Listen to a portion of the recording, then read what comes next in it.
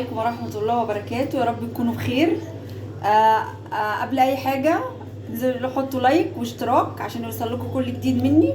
وان شاء الله النهاردة كده هعمل حاجة بسيطة متوفرة عندنا في اي بيت، عبارة عن بتنجانة كده صغيرة شويناها، هنعملها بابا غنوج جميل كده بالهنا والشفا. معانا طحينة دي عبارة عن كمون، ملح، خل، حبة زيت، مية دافية، هتبقى معانا كده.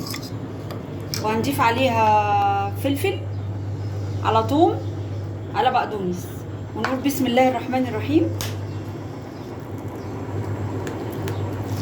هنهرس معانا كده البتنجانه. على فكره انا بسويها على البوتاجاز، مش شرط ان انا اولع لها الفرن، هسويها على البوتاجاز على طول كده. نهرسها كده يا حبايبي كده، بسم الله الرحمن الرحيم. مش تاخد معانا وقت خالص، ناكلها بقى مع الفطار، ناكلها مع اي حاجه، مع كبده، زي ما تحبي. يعني وانت بتفطري كده ممكن تعمليها على طول في ثانيه، مش تاخد معاكي وقت. انا شويتها بصراحه على البوتاجاز، خدتش معايا وقت. هننزل بقى حبايبي كده بالطحينه الجميله بتاعتنا دي اللي انا قلت لكم عليها. على طول شويه ميه دافيه، شويه خل، شويه كمون، شويه ملح. هتبصي تلاقيها سالت معاكي بالمنظر ده.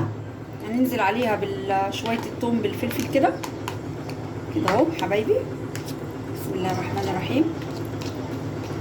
احلى طبق بابا غنوج هتاكليه في ثواني، مش هياخد معاكي وقت. اي حبايبي كده طلعت زي ما انتم شايفين في ثانيه، ما خدش معانا وقت. هننزل عليه كده بالبقدونس كده اهو،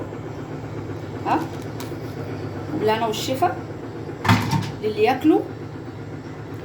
وما تنسوش الاشتراك واللايك الجميل بتاعكم عشان يوصل لكم كل جديد مني، واشوفكم في يوم جديد في اكله جديده. مع الف سلامه.